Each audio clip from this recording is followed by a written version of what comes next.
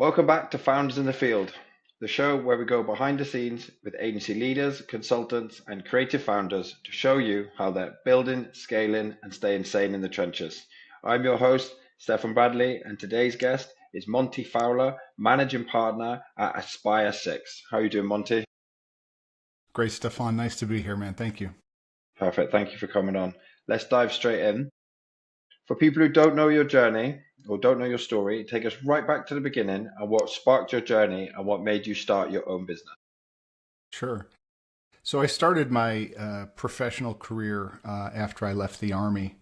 And my first opportunity was to go to work as a network engineer. I didn't know anything about it. Somebody just took a chance on me, and I kind of learned on the job. I read a lot of books, did the old certifications back in the day. I spent about 6 years as a network engineer working for a couple of large architecture and engineering firms. And this is back in the early 90s. So I was doing things like building PC networks and, introducing things like 3D modeling and visualization and all of that. So I had a lot of fun in that industry. I had an opportunity to go to work for a vendor of ours.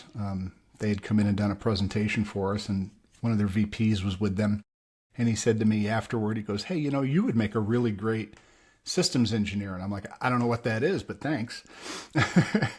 And we had a conversation, and he invited me to join their company. And that's kind of where my career in technology started.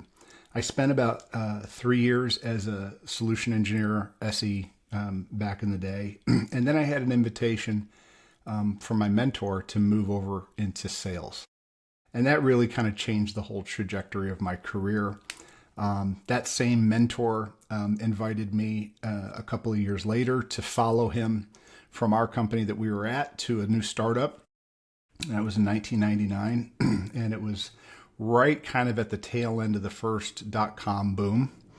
And we had a great success with that solution. Our company got acquired by BMC Software after only 9 months in the market. And we were kind of like the last really good deal that happened, or acquisition that happened before the bubble burst. So I got, right from the beginning of my career in technology, I got this sense that founders, people who build stuff and create stuff, can drive much better outcomes than somebody who's just going to work for a salary every day. And I don't know, maybe that skewed my perspective a little bit. But I think it put me on a different track than I would have been on had I just never had that experience, So that led me to, continue the journey. I mean, after getting acquired, typical scenario, they bring everybody over and then they do the sorting hat maneuver and figure out what house you're going to sit in. And after about a year, they invited everybody but our development team to leave. And we loved that because we had a clause in our acquisition term sheet that said that if you let us go without cause, we get accelerated all of our vesting. So all of the money all of the equity we had in our startup got converted into stock in BMC, and then they cashed us out when we left. So it was a great day. It was probably the best call that started with, "Hi, Monty, this is Bill. I've got Marie from HR on the line." And I was like, "Yeah." And he's like, "I have some bad news." I'm like, "Uh-huh." And he tells me, he's like, "Well, we've eliminated your position." And I'm like, "Yes." And he goes, "That's really not the reaction I was expecting." And I'm like, "You don't know my deal." So anyway, that gave me, first of all, it gave me a big pile of money, which creates choices, obviously. And that created the space for me to kind of really consider what I wanted to do next. And I took a little detour at that point because the tech bubble had definitely burst at that point. This was like late 2000. And the market was just decimated in terms of new opportunities in sales and tech and whatnot. So I was like, you know what, let me go try something else. So my wife and I, we bought a big, very, very large Christian bookstore here in the Chicagoland area, and we allowed the owner and his wife to retire after 30 years of running the store. And then we opened a couple of others and expanded a little bit. And man, I thought I did my homework. I thought I was really smart, and I could apply everything I knew from the world of technology over here to this completely different industry that had very little connective tissue to what I knew. And I was wrong. I didn't know what I didn't know, and that really hurt us. Plus, the market turned and whatnot. Anyway, we ended up shutting that company down after about 3.5, 4 years. It was a great experience. I strongly recommend that if you've never bootstrapped a company and written payroll checks out of your own checking account, you should definitely try it sometime because it's a very humbling experience. But anyway, we had that experience, and then I was able to get back into tech relatively easily.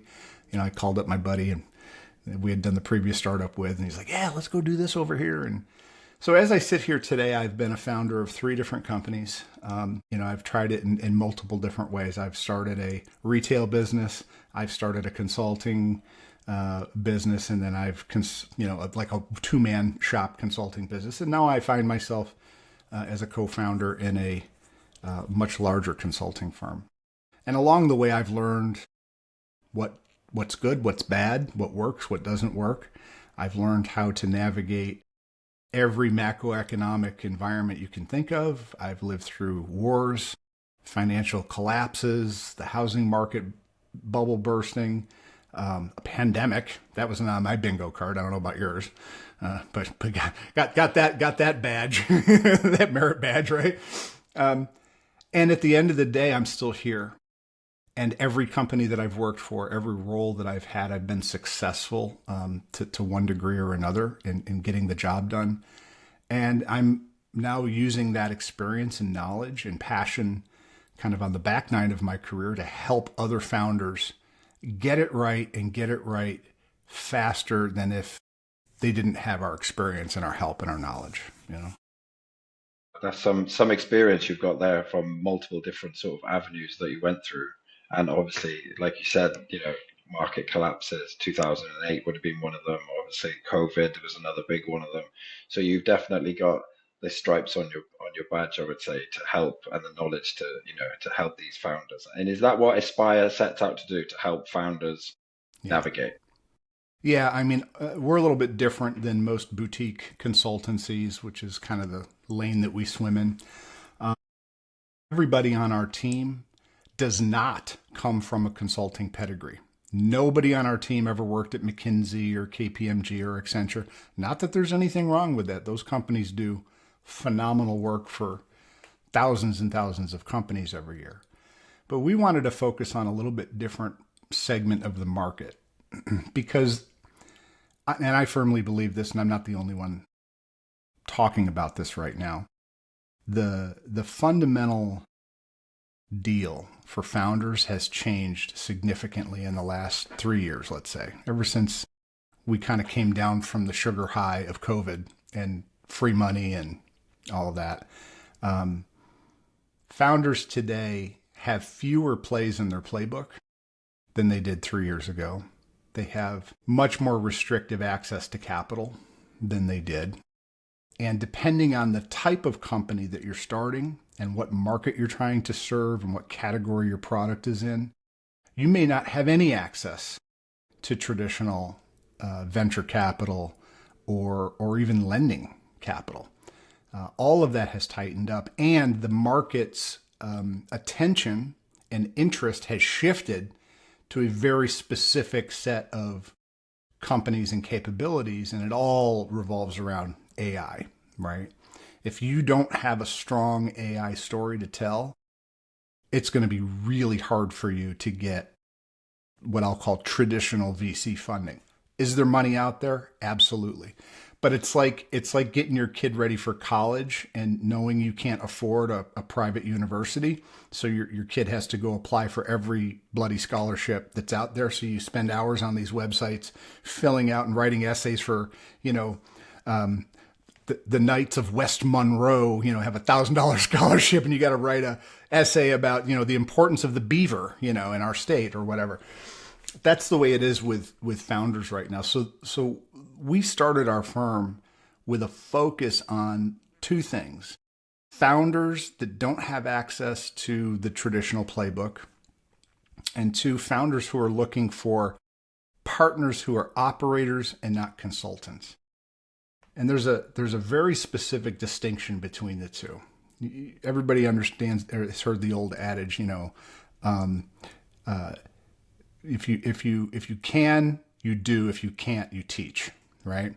And I hate that because I'm married to a distinguished educator, and that is a false statement. But it is somewhat true when it comes to consulting. There are a lot of consultants running around the world who have 10, 15, 20, 25 years experience. They've never built anything from the ground up. They've never sat in the seat and operated in a role or in a function or in a department. They've never led a significant function in an actual revenue producing environment, right? Maybe they've been a leader in their consulting firm, right? But that's different. You know, being a CRO over a consulting practice is different than being a CRO at a SaaS company that's got VC funding. Those are worlds apart in terms of how you approach those jobs. So what we communicate to our clients is, number one, we're just like you. We've built companies, we've started companies, we've failed at companies, we've borrowed money, we've taken other people's money, we've written big checks ourselves, we've sat in the seat, we've rolled up our sleeves, we've done the job, we've had the sleepless nights. We know what it feels like to win. We know how horrible it feels to lose. We know what it feels like to hire people and be, woo, this is awesome. And we've also had way too many of those conversations where, hey, Bob, today's your last day and I'm really sorry. You know, we've done it all. And the reason we're doing it at this stage of our career with the people we choose to do it with is because we actually care. I actually care about the role of the entrepreneur in our country and in the world. I think entrepreneurs are one of the categories of people that push the human experiment further and further down the road, right? Certainly artists, right? And writers and creatives have a significant role in that. And that's another whole part of my life. I'm very much a creative as well. But I think people who can dream up ideas, who can envision the future, who can see things that other people can't see, and then vote with their time and energy and expertise and money to go and try to build that thing or make that thing a reality. Those are special people. And those are the kinds of people I want to hang around with. And if I'm going to use all this stuff in my head to help anybody, I want it to be with that group of people. So that's why we do what we do. And you know, the story we tell to our clients is very straightforward. If you're looking for somebody to come in, tell you what's wrong with your firm and deliver a big presentation or a binder of here's what you got to do to fix it, and then see you later, good luck with that, that's not what we do. But if you're looking for somebody who will pull up the chair, sit down with a blank sheet of paper and help you create the right thing for your company, given the reality on the ground, and you're willing to participate in that process and get your hands dirty too, then we can build something really effective for you. And we can do it faster than most people do. And we talk about this with our clients every single time. We say, we are building so that we can work ourselves out of a job. If I'm still here 2 years from now, you need to fire me because I'm not doing, I haven't done what I'm supposed to do. I should be out of here and depending on what the project is, 6, 9, 12 months. If we're at the 12-month mark and you're still heavily reliant on me and my team to do certain things for you, this isn't working. And that's a very different conversation than most of our clients tell us they have with other consultancies. So we hope Yeah, we're doing the right thing. it's really relatable actually as well. Do you know what I mean? It's like it's really transparent and really relatable, and I feel like sitting down and diagnosing the problem with them and actually getting in the weeds with them to try and help them out of where they are. It must be like a breath of fresh air for somebody must feel like, not you, for the client who must feel sometimes like they're drowning a little bit. Well, I know I've been in companies. It's mostly the larger companies where I've ended up at through acquisitions. You know, I did a stint at AT&T, and and I remember we had this consulting group that was moving through our team, the Unified Communications team, for a spell. And they were trying to figure out how we use CRM, how to improve that process, and yada, yada. And I remember thinking to myself, they're not teaching us anything. They're just asking a lot of questions and saying, oh yeah, that sucks. Ooh, that's not a great way to do that. Boy, we should really fix that. But nothing ever seemed to change. And I remember I was at AT&T for almost 2 years. And toward the end of my time, they were supposedly wrapping up this project. And we were still running our $4.2 billion chunk of the AT&T business on a spreadsheet. We had Siebel CRM. We spent millions on it, blah, all that stuff. And yet the day to day, the sales directors, VPs, and EVPs, we would extract information from Siebel, pump it into a big, fancy Excel spreadsheet, and that's how we ran the business. And I remember I made a comment one day in front of all of my peers and my skip level boss. I said, man, we spent all this money on Siebel, still doesn't work for us. We spent all this money on this consultancy, and I won't name who they are, but you would recognize the name. And we're still operating and running this business, a $4 billion business on a spreadsheet. Doesn't that seem crazy to anybody? And I literally got my hand slapped after that call. I got called up by my EVP, my 2 levels up leader. And he said, hey man, you're at AT&T now. If I need you to think, I'll tell you. Until then, keep your mouth shut. And I got home that night and I said to my wife, I said, I got to look for another job. She's like, why? And I told her what happened. And she's like, oh, honey, you can't stay there. she's like, I know who you are. You're not going to do okay there. And it sucked because it was the easiest job I ever had. It was like being a bag man for a drug cartel. You're just driving around picking up bags of money is what it was. I made more money than I've ever made in my life. And I hated every minute of it because I knew that there was nobody in that organization that cared about what I saw and would do anything if I identified something that was broken or needed fixing. Nobody cared. And I was like, I can't live in this environment. I'll be miserable, right? So that's what we try to impart to our founders is like, hey, if you're building something great, we want to be a part of that and we want to help you. And then we want to get out of your way. If you can't point out the glaring obvious mistake that a big company that it's not like it's not like rocket science, is it? That it's like I mean, you're a $4 billion company and you're using an Excel spreadsheet, you should be able to point that out. But obviously, especially with big corporations, they don't like change because change is expensive. But it's also gonna make you more money in the long run. But over the short term, it might be a little painful where you change everything over. But yeah, no, that's crazy to me. The $4 billion company using a spreadsheet is crazy. But it propelled you into how you run your company now, I suppose. It showed you that I ain't going to do that with my company and with my clients, type of thing. Yeah. And again, that was a $4 billion division of at the time $120 billion company. I mean, we were lunch money, it was crazy. Yeah. So Monty, you've built a career throughout different things from sales to now consulting, and a lot of things in between bookstores. But what does your role actually look like today inside Aspire 6? So great question. So I'm one of the co-founders and one of our 4 managing partners. There's 4 of us that own the firm. We're all equal partners. And I lead, we're set up like a traditional consulting firm or law firm where we have practices and each practice is led by a managing partner. I lead what we call our revenue lifecycle practice, and that is focused 100% on go-to-market. So everything from top of funnel to renewal referral and everything in between, all of the silos, all of the functions, all of the capabilities, from marketing to demand gen to sales to solution engineering to CS to customer experience, support, product marketing, product management, enablement, revenue operations. That's what my team does. And I've got a team of 7 people under me that all have literally combined a couple hundred years of experience doing this stuff. Many of us have deep startup experience and VC funded startup experience as well as bootstrap.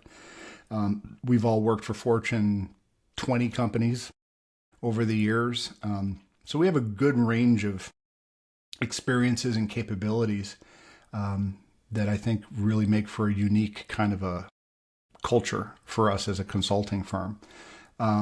We're very much a team of peers. There's nobody on the team that's like, the standout or anything like that. It's kind of like being on a, 4-time Super Bowl champion team, right? Everybody's got rings. Everybody's got MVP awards, and it makes the job of solving problems for our clients really easy. I don't want to say easy, but obvious. It makes it obvious, right? Sometimes it's hard because you got to work with people to get stuff done. But when we see a problem, we pretty much can discern what the fix is relatively quickly, especially with all of the capabilities that we have today with AI and all of that. It's a great time to be a consultant, so I can tell you. Definitely. And you're only as good as the people you hire or the tools that you use. Amen. Amen. Have that wealth of experience who's, like you said, you've all worked for Fortune 20 companies and you've all done Mm-hmm. startups and things like that. Yeah. It's a Yeah. connected brain of all of you together being able to, which I can Yeah. imagine makes things so much easier when you're trying to solve problems. Absolutely. Because the guy, not to say under you, but like, the team of seven or that you have, they're all wanting to fix this problem as much as you, as opposed to just coming Amen. in and being like, oh, I just work here. Like you said in your previous jobs, though, it was like, So my job as a managing partner is to kind of set the vision for our practice area. Obviously, I'm responsible for bringing people onto the team and making sure that we've got a good wide variety of capabilities embodied in our team members.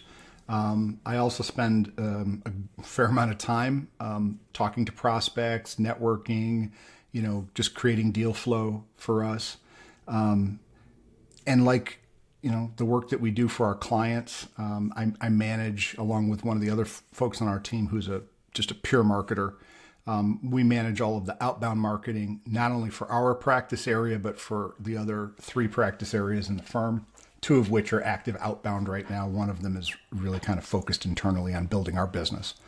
But then my partner, Mark Dahlmeyer, he leads our leadership and strategy practice, which is focused on kind of like the top of an organization, strategic planning, driving the thought leadership around our book on executive debt out into the marketplace, conducting workshops and planning sessions with teams of executive leaders. And then he does a fair amount of coaching and mentoring one-on-one as an advisor to companies and CEOs and founders. And then his team is orientated in that regard as well. We've got relationships through that practice area with a couple of companies that do assessments. Think like DISC assessments and your skill assessments and things like that. We use those diagnostic tools to help inform how we help companies get their culture right, get their hiring right, get their team construction right. And all of that. And then we've got our AI and data practice, which is led by our partner, Kelly Genslinger. She's the newest member of our executive team. And her practice is focused on primarily on governance and compliance when it comes to the use of AI inside of companies. One of the big conversations that we're having again and again and again with CEOs and founders is, I know AI is great. I know it's transformational for my business and probably for my customers too. But I'm scared to death of what I don't know about it and the risk that it poses to my business. Some of them aren't even that explicit. They're just like, I'm uncomfortable and I don't know why. I feel like this could be really, really good, but I'm hearing from people that it could be really, really bad and I don't even know what to think about that. So I'm just stuck. I'm not going to do anything. And the problem with that point of view and response is that your people are passing you by. AI is infiltrating every single organization from mom and pop shops on Main Street to your biggest Fortune 500 companies. And that's because it's one of the handful of technologies that has come along and actually exceeded the value that it promised on day one. I'll never forget, there are 2-3 moments in technology in my lifetime that I will never forget. I will never forget the first day that I logged onto the internet with the Netscape browser and a dial-up connection, and 8 hours went by like that because I was just blown away at what was possible. And this was 1994, I think, 1993. No, even earlier, 92. And I remember the day I got the iPhone in my hand for the first time. And I knew this is going to change the way we interact with information through devices. And then the first day I logged on to ChatGPT back in November of 2022. That moment scared me as much as it thrilled me. And my mind hasn't been changed. I'm just more thrilled and more terrified than I was on day one, right? It's kind of like, getting addicted to roller coasters and then going after the bigger and bigger and bigger roller coasters, right? Because you're looking for that terrifying thrill, yet you're also looking for the badge of honor to say, hey, I did the big one, right? That's the way we are with AI right now. And that's the way our customers are thinking about it. And they realize I've got to have this in my business. But I also realize that this is potentially an existential threat to my business if I don't deploy it and manage it really, really tightly. So that's what our practice area for data and AI does, is we help companies navigate the reality that AI is going to be a part of your business, whether you like it or not, because your people are bringing it to the office. Just like back in the day when these things came out. You remember, you might not be old enough, but I remember when network engineers and IT professionals and cybersecurity folks were freaking out because people were bringing these things to work and they were connecting them up to the network. And they were audacious enough to say, can I get my work email on here? Like, no, we have to split the personality of your phone and the company has to manage one side of it. That was a thing for about 5 minutes, right? Well, that's where we're at with AI right now. Everybody is kind of like, stop, don't do anything with AI because we don't know. You know what? Every one of your employees is using an AI tool for something. You might be paying for it. They might be expensing it on their company credit card, whatever. But shadow AI is a real thing. It's a real opportunity and it's a real threat to every single business out there. And if you don't have somebody advising you on how to think about this, and more importantly, how to actively do the work of auditing and detecting where AI is existing in your organization that you don't know about, what data is getting leaked out of your organization and why, what use cases are actually valid and which ones should be banished forever from your shores as a company, and what tools, most importantly, what tools should you be utilizing and why? Why are they good? Why is this one better than this one?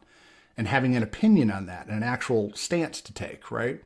And then also understanding shadow AI in the tools that you're already paying for. You know, the typical go-to-market team at a mid-market SaaS company, say Series C SaaS company doing $25 million a year in ARR.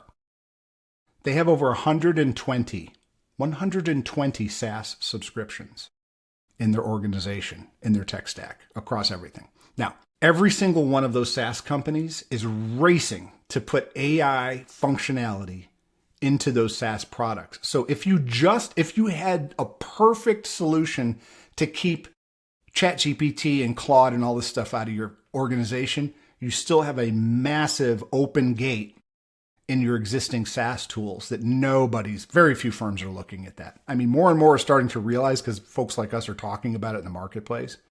But most CEOs, founders, I would argue even CTOs and CIOs are clueless when it comes to the actual exposure that they have via the subscriptions they're already willingly paying for, like your Gong subscription, like your SalesLoft or your Outreach subscription, like your Apollo subscription, like Salesforce or HubSpot. I mean, they are all racing to take your data and expose it to an LLM. I mean, that's really what sometimes I just have to shoot straight with folks. I just say, would you let somebody come into your organization, snatch a hard drive out of your server and go upload it to the internet?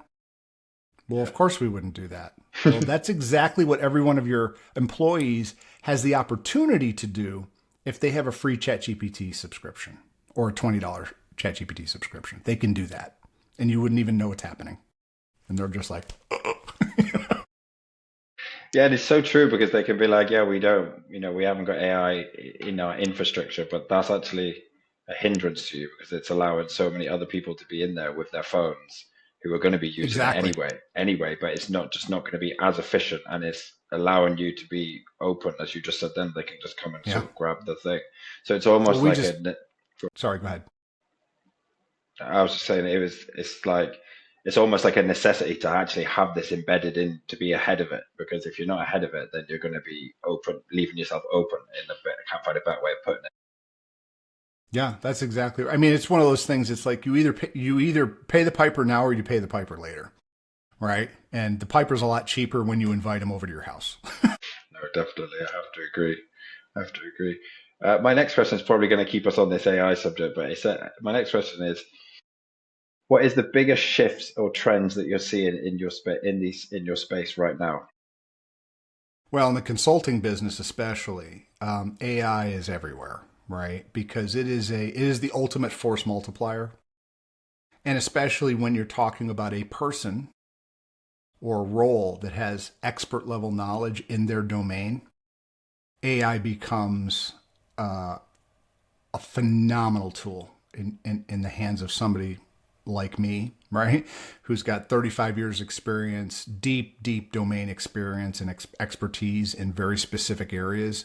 And when I use AI, I know when it's hallucinating because I've had enough exposure to the Gartner reports and the Forrester reports. And I've gone to, I can't even count how many conferences and events that talk about this or that, and I've read scores of books about all this stuff over the years, plus my education and everything, and my lived experience. So I can confidently use AI tooling, and I know when the output is good and when the output's missing the mark or where the output is just straight up hallucinating and wrong.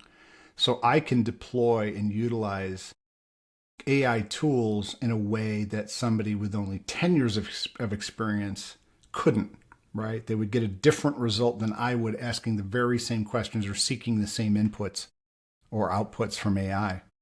So, when I talk about AI with my clients, and we're very transparent about this, one, because it's one of our core features of our companies, and we aspire to integrity in everything that we do, and that means telling the truth even when it hurts. Right? And I've been caught by clients where they'll send me a bunch of stuff and I will respond with a killer response really quickly but detailed, and they'll be like, dude, how did you analyze all that so fast and turn that around? Like I did it the other day with a contract. I got an NDA from one of our soon-to-be partners, and it was just a little overwrought for an NDA. I just thought it was a little bit too much. It was like 11 pages, and I'm like, no. And one of my roles amongst our partners is I function as our corporate counsel because I unfortunately can read and write legalese natively. I don't know why, but I can, and I like it. So anyway, I get all the contracts. So I got this NDA, and I was like, I don't think so. So I shipped it over to ChatGPT, and I just asked, I said, hey, compare this to our standard non-disclosure and tell me three things. What areas are no-go because they are materially risky for our business, and give me a rationale as to why, because I know I'm going to have to explain to my counterpart why we're saying no to that. Tell me which ones are that I can accept as is, and then tell me any areas that are gray area we might want to modify and edit. Took about 3 minutes. It did that. Then I said, hey, give me a paragraph by paragraph copy paste for anything that we decide we need to change or replace. Long story short, 20 minutes later, I had that 11-page NDA done. I had the email written that outlined in very good detail why we said yes to this, why we said no to that. And I shipped it off to our soon-to-be partner, and he responded like 10 minutes later, like, holy crap, man, thanks for that fantastic, really fast response, ... How did you do that? And I just wrote back, my good friend, ChatGPT and I are happy that you like the result. And so I tell that as kind of a funny story, but it's true. We talk about AI and how we use it for one real good reason. One, we want to be honest, obviously, but two, I want to inspire the people that we're consulting for to do the same. I believe so strongly in the capabilities of the tools as we have them today. I can't even imagine what we're going to have 12 or 18 months from now. But I want founders especially and CEOs to understand that you have a responsibility as the leader of that organization to know more about AI and what it means to your company than anybody else in your company. If you don't understand what the strategic benefit is to these tools and have a fixed, informed opinion on why you're going to use them, not use them, which is crazy, or how you're going to use them, then you're behind already. And every day that you delay in spending the time that it's going to take to either hire somebody to come in and give you that knowledge or do the hard work yourself to convince yourself of what you got to know to be comfortable with AI, then you're doing your company and yourself and your employees and your customers a great disservice, because you're going to lose eventually to a competitor who wasn't afraid, who did make the time to figure this out. This isn't a if you feel like it kind of moment in tech right now. If you could roll the tape back to, let's just say 1995, 96, when email was still kind of I don't know if I need that, right? If you had told somebody in 1999, hey man, I'm starting a company, but I'm not going to get on the internet and I'm not going to do email. Even then, people would have said, yeah, you suck and you're not going to do well, right? Well, that's where we are with AI already. The writing's on the wall. So get with the program, everybody. Get over yourself. I told the founder a couple of weeks ago, he was just complaining, and he's very old school. He's the generation older than me even. And he was just like, just carping about the whole AI thing. And I said, get over yourself. I said, stop with this nonsense that I don't, I'm too old, or I don't think this doesn't apply to my company. I said, you're just wrong. I said, just like you would have been wrong if you said, I don't need the internet. I said, would you even dream of starting a company today without a website or email? He's like, no. I said, that's where we are with AI. So get on board or retire. Get out of the way, right? Yeah. No, definitely. It's like a sports team only focusing on defense or offense and just being like, well, it'll be all right. Do you know what I mean? That's kind of how it is at the moment. I feel like it's such a big thing, and it's like you said, it's a duty of a CEO and founders to actually get with the program, to use your words. It's their duty to learn this, because otherwise their business is going to have such a detrimental effect. And I feel like that's what a lot of people are scared about as well. Do you know what I mean? It's like quite overwhelming for some people. Do you know what I mean? To be like, oh, they have to learn all this stuff and the worry about it. But the thing is, that's there. People are sort of stuck in AI paralysis, and they just kind of stood there like, I don't know which way to go. I know exactly how they feel, because every time I sit down and I watch my grandson or my granddaughter play on their Nintendo Switch, right? They're on the screen that's this big, and all of this stuff is happening at like light speed, and their little fingers are going. My brain just can't even process what all is happening. And they're always like, hey, Papa, you want to sit down and play this with me? It's like, honey, I don't even know what I'm looking at there. Yeah. They're playing Legend of Zelda, and I remember that on the Nintendo when my kids were kids. And I'm like, buddy, I know what the point of the game is, but my fingers just can't, my brain can't move like that. Yeah. So I get how certain people, afraid isn't the right word. They've determined that, you know what, that's not for me. And I would make the point, and we were out to dinner with friends the other night and we were talking about this, and both of the people I was sitting with, all three of the people I was sitting with actually, except me, were educators. And two of them were like, yeah, we don't really see how this applies. And I'm like, and then my wife was like, oh my God, AI is absolutely critical to what I do every day. She's like, I have it grade papers for me, especially writing assignments. She goes, because you know what? It does a better job than I do. I give it the rubric, and it does a better writing analysis with better feedback than I would ever do. She says, especially after the fourth or fifth one. You sit down and do it in an evening. She goes, you got 24 of these to read in an evening? She's like, the last half of that batch, I'm sorry, they're getting bad feedback, right? Because you're tired. AI never gets tired. AI is never like, oh my God, you're asking me that again? And if you don't learn how to harness that, you're really missing out, and you're making the job of building and growing a company harder than it needs to be. It's like saying, I want to be a farmer and I'm not going to use mechanized farm equipment. I'm going to have a donkey and an old hand plow. Yeah, exactly. Yeah, can you grow stuff? You betcha. You sure can. We've done it for thousands of years that way. But is that the way you really want to do it, Yeah, especially at scale. This is what AI, like you said earlier, is the perfect multiplier, because when you're trying to do things at scale, this is the thing that's going to be like fire to, tools to monkeys, fire to the caveman. Do you know what I mean? It's going to be the thing that they just go at speed. Well, and this is the one of the very few times in tech in my 35 years where I've seen a specific technology deliver scalar transformation from the macroest level you can think of, planetary, down to a country, down to a city, down to a company, down to a family, down to an individual. There is a moment and a use case or set of use cases for every level of our human existence where AI can help and make us better than we are naturally. That's the promise of it, right? Now, with every promise, there's also a downside, right? Because we're humans and we tend to find the worst possible outcomes for even the best things we create. And that's why the governance and the compliance and the policy creation have such a strong place in this moment, because if you just throw the doors open and say, yeah, everybody can use AI, whatever you want, that's going to be really bad for your company, especially if you're in a regulated industry like fintech or healthcare or something like that, or government. But if you're careful about it and you're cautious and you plan it out and you understand, most importantly, why this is important to us and how we're going to use it and what our expectations are for impact or magnification effect or whatever.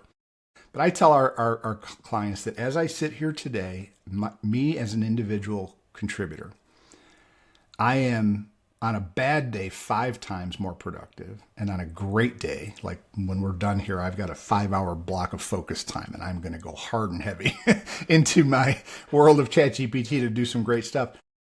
I can be 20 times more effective. And I know, and I actually have data to back this up, because I've got, over the last 2 companies I was involved with, I ran enablement for them as well as strategy. So I have reams of artifacts that took me dozens, hundreds of hours to create.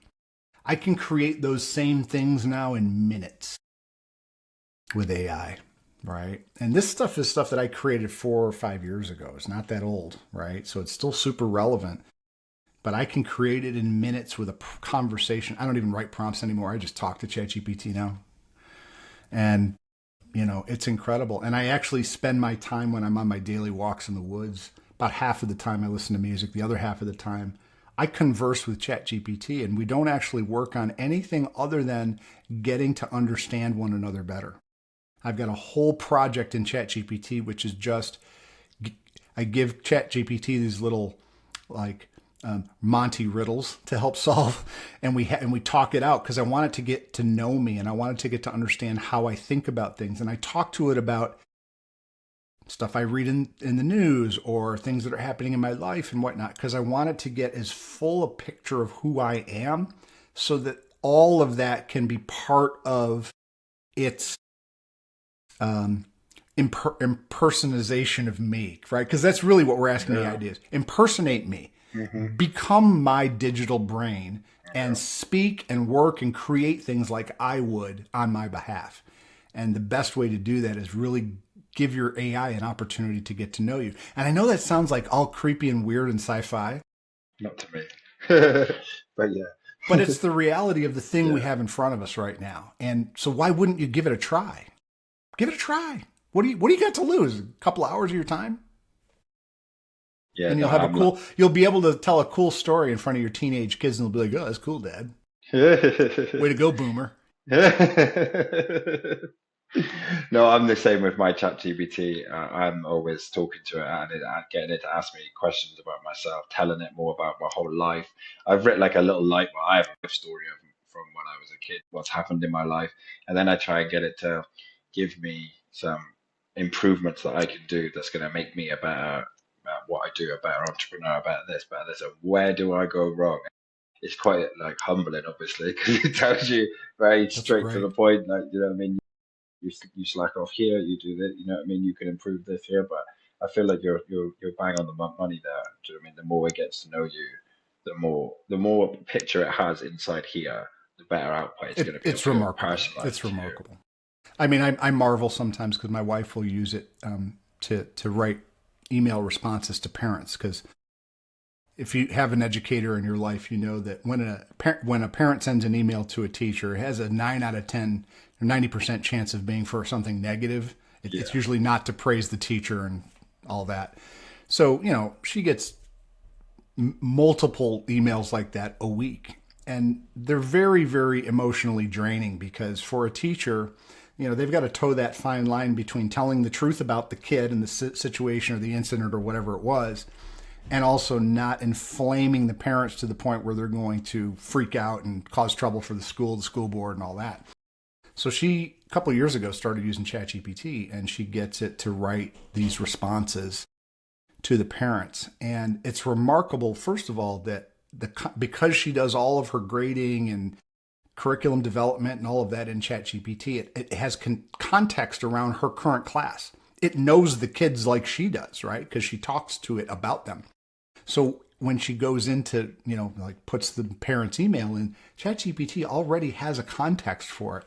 And she'll read these responses, these emails to me. And it's like, not only are they written perfectly, the right tone, the right word choice, not inflammatory, like you could tell it would be like if the school district's attorney was like hanging over her shoulder, like, yeah, strike that word out. Try this phrase.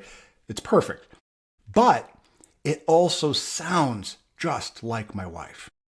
It uses her turns of phrase. It uses she's a very kind, gentle person. So it uses a lot of her phraseology. The first time she read me one of those, she was like, hey, honey, what do you think of this response? She read it to me. I'm like, that sounds great, honey. It's typical. Your awesome job. She's like, ChatGPT wrote that. And I was like, what? This was, like, I think 2 summers ago. I was like, what? It wrote that? I'm like, it sounds just like you. She's like, I know. And it just gets better over time. So I wanted to ask you, have you named your ChatGPT? Do you call it by a name? No, I don't. I might do now. You've just said that though. Yeah, I call mine Sage, and she has a female voice. I've just kept the normal voice, but I do create custom GPTs a lot for Mm-hmm. certain different things, and I'll train them with knowledge and stuff like that. I'll like create PDFs, upload the knowledge so the knowledge is full, and I do name them different things. So like when I'm making a podcast, I've got AI Arsenal Super Assistant. I made some for my fiance who's a social media manager. So I created one her DDS Super Assistant, and she loves it. And then I've done sort of like another thing where I think AI is really even more powerful is when you implement it in a workflow. So it sends information through this to the agent, for example. So I've done a scheduling workflow for her. So she just names a picture.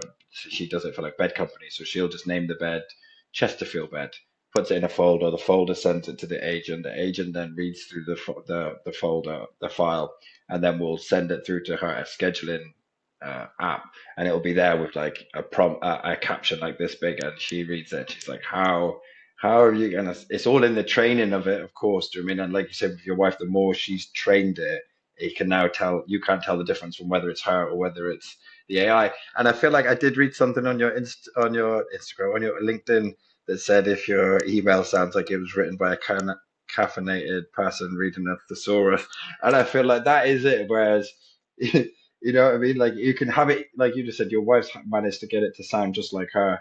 But there's also, if you're not doing the things to get it to know you, then it is just going to sound like a, a caffeinated thesaurus type of thing. So I think the more work you do in AI, the more advanced it's going to get, if that makes sense, and the more better results Oh you're going yeah. to get. And being a creative as well, I'm an author as well. I write fiction and nonfiction, poetry, even written a musical.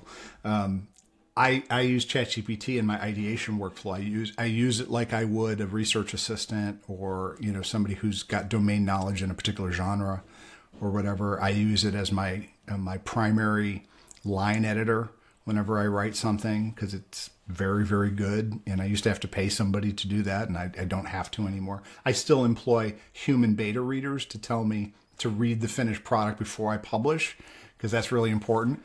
But there's just so many categories in your personal life and in your work life where this is a force multiplier. It's a magnifier for whatever it is that you're good at. And it's a phenomenal backfill for the areas where you're deficient or a little bit weaker, right? Like I'm even though I have an MBA, I still struggle sometimes with financial analysis because I don't do it every day, right? So sometimes I have to go look at, well, what does that ratio actually tell me again, and yada, yada.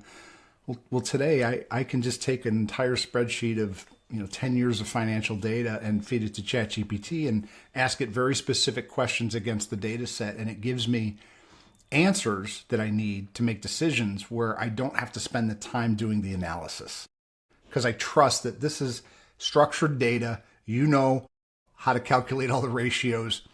I trust you. Other areas, other things that are more subjective, let's just say, or require a nuanced understanding of something, I'm a lot more skeptical, and I use AI differently in that regard, right? I give it a lot more guardrails and things like that. No, it's an amazing time to be alive in one respect, and it's a totally terrifying and hard time to be alive in other respects. I think on the business front, we have a lot of benefit that is untapped right now because people don't know what to do, right? It's like this massive just pocket of gold that's buried in the ground. And it's like, all you got to do is grab your shovel or pickaxe and go get it. Especially in marketing as well, because there's, like some people who do like cold email campaigns. It's not like, well known, but there is like AI campaign agents now that will write the scripts, get the leads, not even through Apollo, upload the leads, and then turn off the non-performing campaigns and scale up the other ones. And it is, I mean, when I speak to some business owners and things like that, when I tell them about that and AI SDR, they're like, what? Like, what's this? And I'm like, this thing will talk for you. Like, I have one in instantly, a campaign agent that will I still check it, of course, do you know what I mean? But and I've given it very, very, very strict parameters. Like, do you know what I mean? If they say this is the message I want you to send. If you say this is the message I want you to do. Not come outside these parameters. But there some people do that as a job right now, don't they? Do you know what I mean? As a They campaign, do. what I mean? You can actually you can actually install these tools and have someone just manage the tool as opposed to paying somebody, like 40 grand a year, for example, to do at a sales rep. So it's definitely an interesting time to be in. How integrated would you say you are with your company is with AI on a scale to 1 to 10? We're probably a 5. I would say we're 8 or 9 when it comes to individual workflow usage of AI. We've all embedded AI into everything that we do at the individual level. I would say at the team workflow level, we're getting there more and more. But again, I think it's a crawl, walk, run type of a scenario here, because especially in our business is still very much driven on human connection.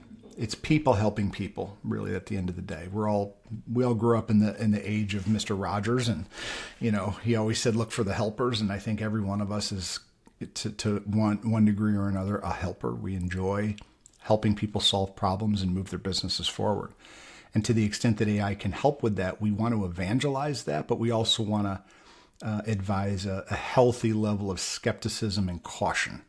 Because again, it's like putting a chainsaw in the hands of somebody who might not have ever used one before, or might have an inherent fear of machinery like that, right? I don't know if you've ever handed a power tool to somebody who's afraid of it.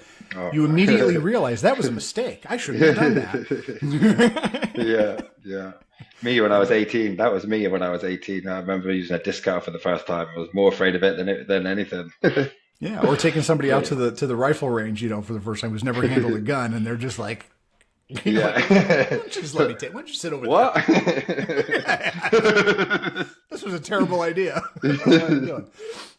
But I think for most people, especially if you can sit with them and show them how to do stuff. I had a conversation with one of the founders I advise, where he was just like, how did you do that? Because I had done something, again, like really fast, really high quality. He's like, how did you do that? And I'm like, let me show you. And I actually showed him. I took the call transcripts from 3 of our conversations. I took a couple of websites of his competitors. I took his website. What he had asked me to do is just basically give him a critique or an analysis of a new website design that they were considering. So I took the Figma page. I took his existing website, some of their competitors, transcripts of our calls. I fed it into ChatGPT. I already had a prompt built from several clients ago to do the analysis that I was asking for. I had to make a couple adjustments to it, plugged it in. 5 minutes later, I had a Word document, with everything. Here's what's good, here's what's bad, here's some opportunities to change. And when I showed him how I did it, he's like, oh my God, that's incredible. I'm like, I know. I said, and it's only limited by how creative or crazy you can be with what you think it ought to do for you. because it can do just about anything. Yeah, and You it's know, so good I at mean, giving you improvements as well. Do you know what I mean? Like with call transcripts and things like that, and just being like, mark this for me and give me where I should have said, where I should have pivoted or where I should. And I do a lot of my podcast transcripts afterwards and say, tell me where I can do better. You yeah, know, no, and like that's just fantastic. asking that similar sort of thing, just being like, drop your pride, drop all of that, and be like, I be humble and be like, tell me, because you can, everyone can always do better. Do you know what I'm saying? And Yeah, I feel like AI is yeah. really good at that type of thing. And I don't know if Riverside supports it yet, but I know I use Descript for video editing and stuff now. And Descript, you can actually just feed it a video or record a video on it and then give it a prompt to say, hey, I want you to edit this for content and trim it down to this time frame and focus on these subjects. And it'll give you an edit list of, you know, trim here, trim there, get rid of this. It's amazing, and then it can do it for you. You just say, do you want me to execute that? Yes, and it'll trim Yeah, out whatever you need. It's wonderful. I'm yeah. just I'm Go just on. very enthusiastic and very bullish on the future for companies right now. Are there a lot of structural challenges right now? Yes. Is money tight? Yes. But I would also say that there's never been a better time to bootstrap a company than right now. The advantages that you can get from this tooling that's out there is remarkable. And it makes up for a lot of things that we used to think we needed to spend tens, hundreds of thousands, millions of dollars on to get the thing. Well, today you can build it yourself. I mean, I'm not a coder. I don't play one on TV, and I didn't stay at a Holiday Inn Express last night. So when I say I'm not good at writing code, I'm really not good at writing code. I'm talking like not even scripts in like, you know, Excel or anything like that. But I've come across challenges where I'm like, I know that there's a programmatic way to fix this or do this thing. And I've gotten comfortable enough with ChatGPT to say, hey, can you teach me how to do this? And it does it. And so I've automated spreadsheets now in ways that I didn't even know was possible. I'm enriching spreadsheets of data with external API calls to like go out and find everybody's LinkedIn. You know, you get a list of Yeah, contacts, right? And it's like, hey, I'd like to see everybody's LinkedIn in this spreadsheet. Well, I can in 5 minutes I can write a script now and with a free API go out, get that information, and populate every row with a LinkedIn address if they've got a LinkedIn page. yeah, That's no, it's cool. Look amazing at time that. savings. And Yeah, think about it, for a guy like me who's not a coder, I would have in the past, just a couple of years ago, I would have had to go to a revenue operations person, ask them to spin up a little side project for me, and spend at least a half an hour explaining to them what I want it to do. And then they yeah, would go off and do it, and it would sort of kind of do it, but it wouldn't really be what I was looking for. And we would go back and forth for days for something that now I can do in 5 minutes or less. And now extrapolate that out across all of the functions in your company, whether you're small or big, and think about the actual bottom line impact of that kind of capability. That should give you the juice and the energy and the excitement and the will to deploy AI in your firm, but you should also have, on the other side of that, a healthy skepticism and caution about how you should do it. And if you don't know, talk to somebody. You know, you can call us, you can, you know, grab somebody off of LinkedIn, go get another consultant, but you should get some guidance on how to do this because it's too valuable, it's too important to your business to not have a plan and a strategy around AI. So definitely, that's my story and I'm 100%. sticking to it. No, I'm with you. I'm with you. And I feel like what you just said then is like the constraints of how people used to do business is so they're so much wider now. They're not like confining you in anymore. Like what you just said then. Do you know what I mean? The same with like a website builder. Oh, I need to employ a website builder. You don't. You just need a tool and you can have this built. Do you know what I mean? Like there's lot ads, like running ads for people now. There's certain like AIs that will help you write the copy for ads and write and fully run that ad system for you. Do you know what I mean? There's even a case. I built a case study GPT for a client to help her. Just to show, it was more like just to show her because she was like, "Oh, I really need to be doing case studies." I quickly built the GPT and I was like, "You fill in this form. of the client that you've done. You just send that form into it, and they'll write you out a case study, an email copy, and LinkedIn post. If you then put in the metrics, like screenshots of metrics, and just with my secondary prompt that's in the SOP, just send that into it, and it'll give you the full case study before you think. If you then want it to be visually all singing and all bells and coded, then you just take Ship it that over to case Canva. or Claude, yeah, Canva Oh, or Claude. Claude. Do you know what I mean? Boom, and you'll send it in there, and then it's done. You have it within 5 minutes. You can knock out a case study in 5 minutes, less than 5 minutes probably. So yeah, it's crazy to see how it's all changing. But last two questions, I won't keep you much longer. Where do you want to be in 12 to 18 months from now, both in terms of business impact and your role? So in terms of business, I would love for our firm to be, twice the scale it is today, both in terms of revenue and team size. I would love to know that we have positively contributed to the outcomes for multiple companies, and I'd love to know that all of my team members are well fed and earning what they want to earn and working on the kinds of projects that get them excited to get up in the morning. On the personal side, I was just telling my partner this the other day. One of the big draws for me to have burned the ships and decided that I'm going to do this for the rest of my career and not ever interview for a job ever again is that I want to have some flexibility in my life to do the other things that I love to do. I love writing.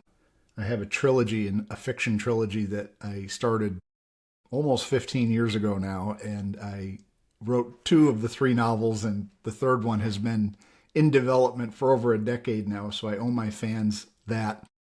So I'd love to be able to carve out, a day a week or 2 half days a week where I'm doing nothing but creative work. And also, writing books for our firm too. I mean, we wrote this book, Executive Debt, last year. I know I've got more to say on the topic, and I'll probably get around to writing that early next year and hopefully have it out by this time next year. But there's other topics that I feel really passionate about that I'd like to write about as well. So I'd like to have time to do that. Back to your first point, how do you have like a roadmap in place of how you're gonna increase the revenue of your company to that much?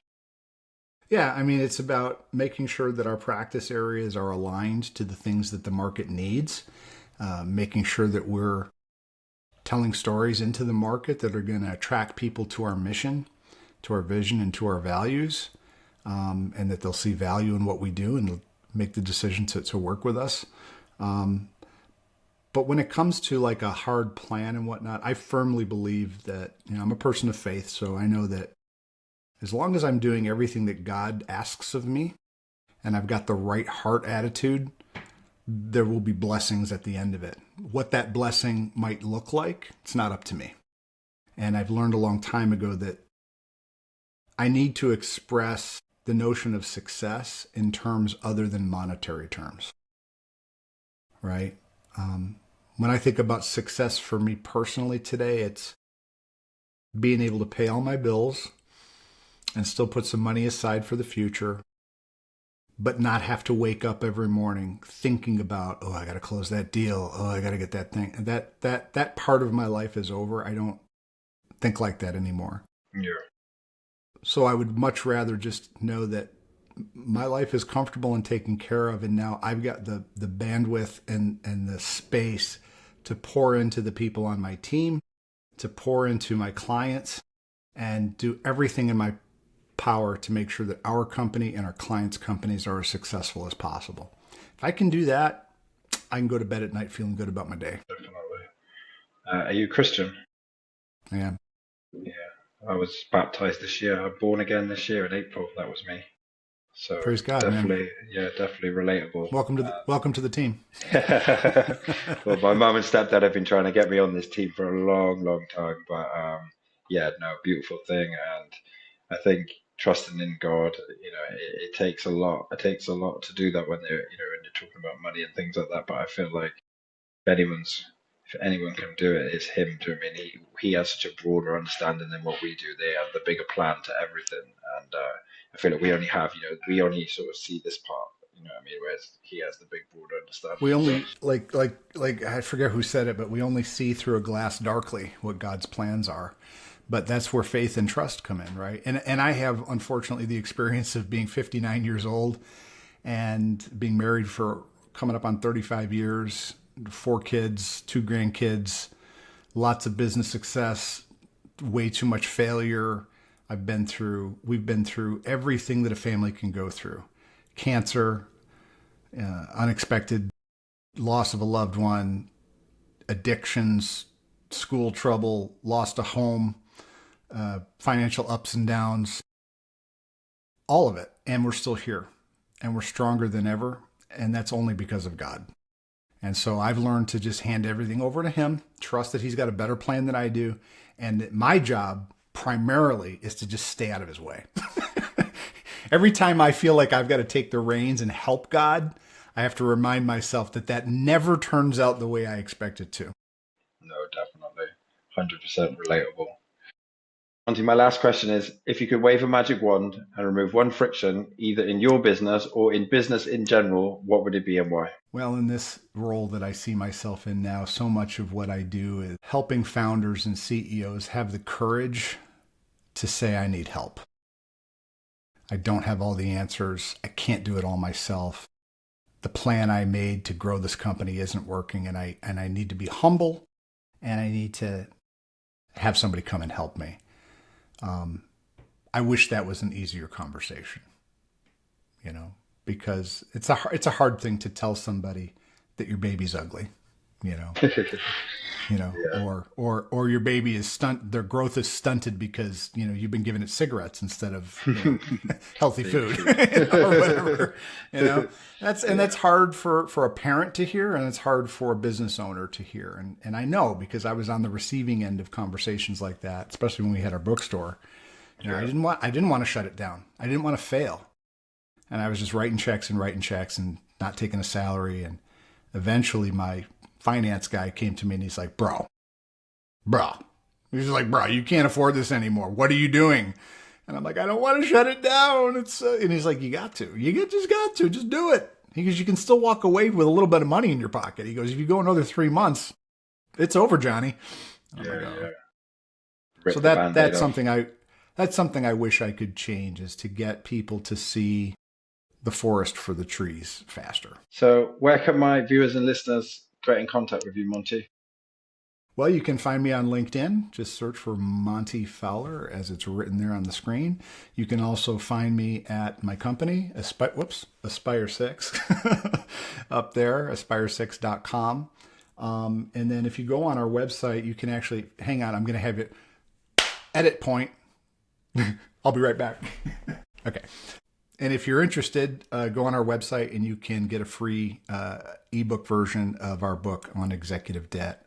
This is a must read for anybody who leads a company, whether it's in a functional role or the whole company, whether you're a founder, CEO, or C-level executive. You need to understand executive debt because it's something that we all struggle with. A lot of us know what it is. We've just never heard it referred to this way. But it's a really important topic, and we'd love for you to read the book, which is why we made it free for you to download. If you want a print copy, though, you got to go to Amazon and pay like $9 for it. Well, thank you so much for coming on and giving us your insights and just having a really cool conversation around AI, your business, and your life, really. So I really appreciate you coming on, Monty. It was an absolute pleasure, Stefan. Thank you so much, man.